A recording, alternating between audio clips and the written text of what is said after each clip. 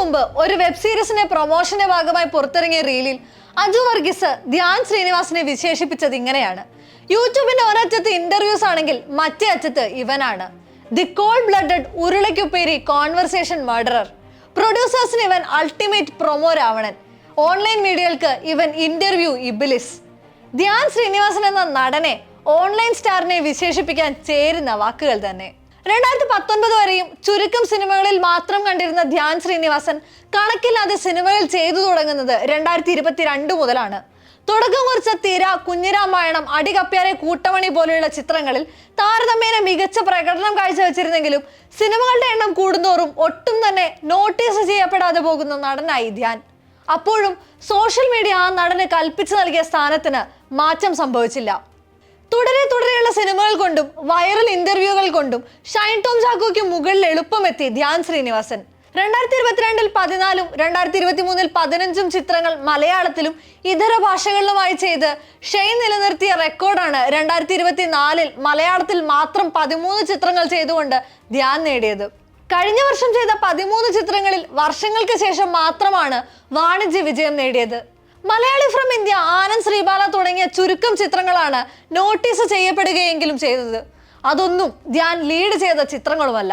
1-2 ചിത്രങ്ങൾ പരാജയപ്പെടുമ്പോൾ തന്നെ field out ആവുകയോ break എടുക്കേണ്ടി വരികയോ ചെയ്യുന്ന സീനിയർ ജൂനിയർ ആർട്ടിസ്റ്റുകളുടെ ഇൻഡസ്ട്രിയിലാണ് ധ്യാൻ ശ്രീനിവാസൻ എന്ന നടൻ തുടരെയുള്ള പരാജയങ്ങൾ ഏറ്റുവാങ്ങുന്നതും സധൈര്യം അടുത്ത ചിത്രം കമ്മിറ്റ് ചെയ്യുന്നതും. കഴിഞ്ഞ വർഷത്തെ കണക്കു പ്രകാരം 200 സിനിമകൾ പുറത്തിറക്കിയതിൽ 176 ചിത്രങ്ങളും പരാജയപ്പെട്ടെന്നും മലയാള സിനിമ പ്രതിസന്ധിയിലാണെന്നും പ്രൊഡ്യൂസേഴ്സ് അസോസിയേഷന്റെ vice president G Suresh Kumar ഉൾപ്പെടെയുള്ളവർ അടുത്തിടെ നിരന്തരം പറഞ്ഞിരുന്നു. സിനിമാ സമരത്തെക്കുറിച്ച് പോലും സജീവ ചർച്ച നടക്കുന്ന സമയത്താണ് ആപ് കൈസേ ഹോ എന്ന ധ്യാൻ ശ്രീനിവാസൻ തിരക്കഥ എഴുതിയ ചിത്രം റിലീസിനെത്തിയത്. ഈ വർഷം തന്നെ 3 മാസത്തിനകം 3 ചിത്രങ്ങളാണ് ധ്യാൻ ശ്രീനിവാസന്റേതായി പുറത്തിറങ്ങിയത്. 3ഉം കളക്ഷനിൽ കാര്യമായി യാതൊരു ചലനവും സൃഷ്ടിക്കാതെ കടന്നുപോയി. അപ്പോഴും സിനിമയുടെ ഭാഗമായി നൽകിയ അഭിമുഖങ്ങളും പ്രസ് മീറ്റുകളും യൂട്യൂബിലും മറ്റ് സാമൂഹ്യ മാധ്യമങ്ങളും തരംഗമായി ചർച്ചയായി. അഭിമുഖങ്ങളെ ലൈവായി നിർത്തുന്നതും പ്രേക്ഷകർക്ക് വേണ്ട എന്റർടൈൻമെന്റ് വൈബ് അറിഞ്ഞ് പ്രയോഗിക്കുന്നതിലുമുള്ള ധ്യാനിന്റെ വൈദഗ്ധ്യം പ്രശംസനീയമാണ്. പക്ഷേ അതൊന്നും തിരഞ്ഞെടുക്കുന്ന സിനിമകളിൽ പ്രതിഫലിക്കുന്നില്ലെന്ന് മാത്രം. സിനിമകളുടെ പരാജയവും ഇന്റർവ്യൂകളുടെ വിജയവും തുടരുമ്പോഴും സിനിമയെക്കുറിച്ചുള്ള തന്നെ ജഡ്ജ്മെന്റുകൾ തെറ്റാറില്ലെന്നാണ് ധ്യാനിന്റെ അവകാശവാദം. ഇന്നേ ദിവസം വരെ ഞാൻ ഓടില്ല എന്ന് വിചാരിച്ച സിനിമ ഓടിയിട്ടില്ല. ഞാൻ പല സ്ഥലത്തും പറഞ്ഞു, ഞാൻ ഇന്നേ വരെ ഇഷ്ടപ്പെട്ട് അടുത്ത കാലത്ത് അഭിനയിച്ച ഒരു സിനിമയും ഇല്ല. ഇതുവരെ ഈ അടുത്ത കാലത്ത് ഇഷ്ടപ്പെട്ട് അഭിനയിച്ച ഒരു സിനിമയില്ല. എന്തിന്? ഞാൻ സംവിധാനം ചെയ്ത് എഴുതിയ സിനിമ പോലും എനിക്ക് ഇഷ്ടപ്പെട്ടിട്ടില്ല. ഞാനതും പറഞ്ഞിട്ടുണ്ടല്ലോ. ഇത് കുറച്ച് മാസങ്ങൾക്ക് മുമ്പ് പറഞ്ഞതാണ്. ചിലപ്പോൾ അഭിപ്രായത്തിൽ മാറ്റങ്ങൾ വന്നിരിക്കാം. എന്നിരുന്നാലും മാർക്കറ്റിൽ എങ്ങനെ ഒരു ചിത്രം ചലിക്കും എന്നുള്ളതിനെ കുറിച്ചും അതിനാവശ്യമായ ഘടകങ്ങളെ കുറിച്ചും ധ്യാൻ ശ്രീനിവാസൻ എന്ന നടന് വ്യക്തതയുണ്ട്.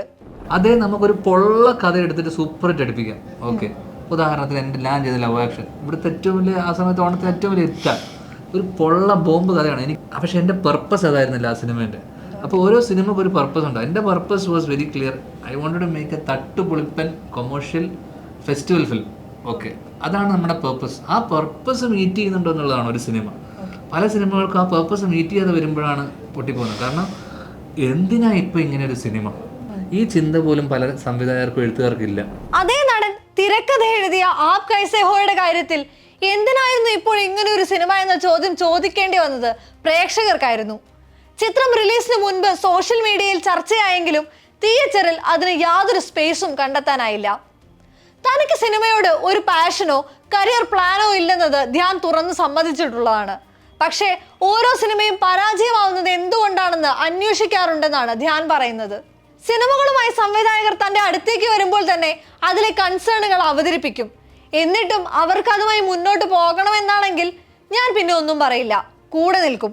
ഒരാളുടെ ക്ഷമ പരീക്ഷിക്കുക എന്ന് പറയുന്നത് പോലെയാണ് ആളുകൾ എൻ്റെ സിനിമയ്ക്ക് എത്തുന്നതെന്ന് തുറന്ന് സമ്മതിക്കുന്നുണ്ട് ധ്യാൻ. ചിലപ്പോൾ നിങ്ങൾ കരുതും എനിക്ക് പണിയെടുക്കാൻ മനസ്സില്ലാത്തത് കൊണ്ടാണെന്ന്. എന്നാൽ അതാണ് ശരിയെന്നും ധ്യാൻ തന്നെ പറയുന്നു. ധ്യാൻ ശ്രീനിവാസൻ എന്ന നടന് സിനിമകൾ ചെയ്യുന്നതിന് വ്യക്തമായ കാരണങ്ങളുണ്ട്. പണം വേണം, ജീവിക്കണം, ആത്യന്തികമായി സർവൈവലാണ് കാര്യമെന്നതാണ്. പക്ഷേ അവിടെ നഷ്ടമാകുന്നത് ആ നടന്റെ സിനിമകളിലുള്ള പ്രേക്ഷകന്റെ വിശ്വാസം കൂടിയാണ്. എന്നിട്ടും വീണ്ടും വീണ്ടും മേക്കേഴ്സ് ധ്യാനിനെ തന്നെ സമീപിക്കുന്നു.